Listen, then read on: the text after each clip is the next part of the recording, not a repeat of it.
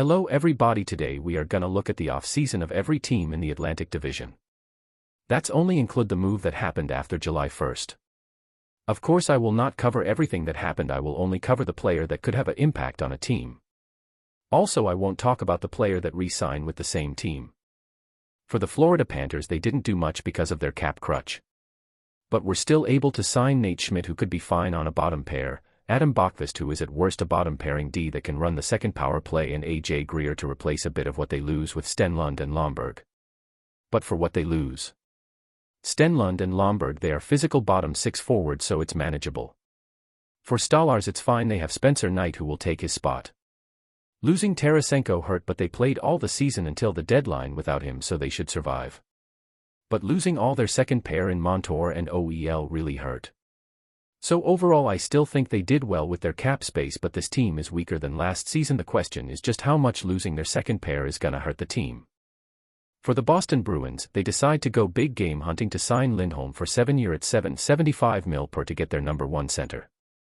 And Zadorov a 6-year $5 million per to complete their top four.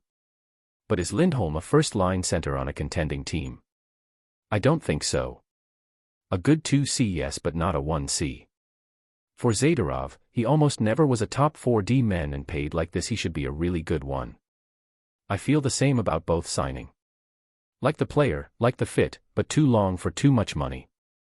But considering that they lose Matt Grzelcyk, Danton Heinen, Jake DeBrusk and Derek Forbort, overall they are better, but are they good enough to be a Stanley Cup contender or only a pretender? Now, for the Toronto Maple Leafs. Let's start with the weird part. Jani Hakinpa, they sign him but he maybe won't be able to play. For their goalie, they let Samsonov walk and replace him with Stallars, so maybe a drop from peak Samsonov but a massive upgrade on the lowest of Samsonov. They sign OEL to replace Brody. Again, not much to say, maybe a slight upgrade but nothing major. The big trade, they let walk Bertuzzi and sign Tanev. I think they nailed it. First of all, Morgan Rielly is finally gonna play with a good defensive defenseman. And bonus, like Steve Dangle liked to say with a really calm voice, he shoot right. But for losing Bertuzzi it's just gonna make room for Matthew Knies and Nick Robertson. And if it's still a problem come trade deadline, they have likely only this to get, and maybe a third-line center if Jarnkrok doesn't do the job. So overall, I think they are better than last year. But are they improve enough to put them over the hump? I have my doubt. But I can definitely see a world where they can, but anyway they are gonna lose in the first round, so why get any hopes? For the Tampa Bay Lightning, they lose Dumba and Duclair from the trade deadline. Duclair hurt a little but Dumba not so much. They sign Kim Atkinson and Zemgus Girgensson to add depth on really cheap deals, so it's good.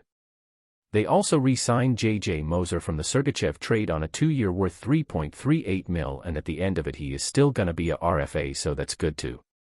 And that's it, they didn't do anything else. Except letting their captain, 2-time Stanley Cup champion and franchise leader in almost every categories that you didn't even know existed in Steven Stamkos, and replace him with a Stanley Cup champions and one of the best playoff performer of the last decade in Jake Guentzel. So yeah, I really don't know what to expect. Are they better? Not sure. Are they worse? Not sure either. Anyway, I really like the chaos, so it's good. For Detroit, in the past few off-season Yzerman made few questionable signing like Hall, Kyrot and Kopp. But it seemed like he finally take a more passive approach. This year the longer contract he give is 2 year. But who did he sign? Erik Gustafsson to replace Ghost as a power play specialist. Vladimir Tarasenko has an upgrade over Perron and Kim Talbot to have 3 NHL caliber goalie. They are a little better, but best case they are gonna be destroy in the first round, worst case they don't make the playoff. The question that I have is what would have happened if Trouba didn't cancel the trade to Detroit. For Buffalo, they start this off-season with buying out the remainder of Jeff Skinner's contract, which spark a lot of speculation about big free agent or trade. But with that new cap space available, what did they do? They signed Sam Lafferty, Jason Zucker, and that's it. It's also not to make room for a player like Matthew Savoy because they trade him for Ryan McLeod. That's a tough pill to swallow as a Buffalo fan, but let's be honest, you start to be used to. They also lose Zemgus Girgensson because why not? So what to expect from the Sabre next season? Almost exactly the same as last season. Hope that the young player take a step to put them over the hump with good goaltending. For Ottawa, They add Michael Amadio to solidify the bottom six at 2.6 mil for 3 years. That seemed good to me. They signed David Perron to help the power play and give veteran presence. I like that too. They also signed Noah Gregor from the Leaf for a cheap deal. Why not? They needed to dump Joseph, but with only a third it's fine. That doesn't sound like an Ottawa off-season. Where is the terrible move?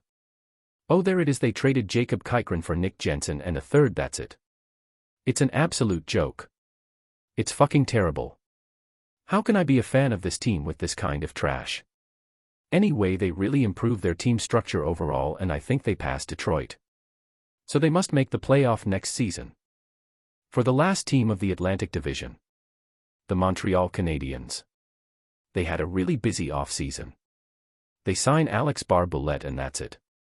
They let all their UFA walk, but let's be honest, we are talking about MVP candidate like Chris Weidman, Tanner Pearson, and Colin White. It's fine, they are gonna improve little by little with the youngster gaining more and more experience. And anyway, they are not expected to make the playoff until 2025 to 2026. That's it for this video, hope you enjoy. If you like, please drop a like and subscribe. If you have any opinion or suggestion, you welcome in the comments section down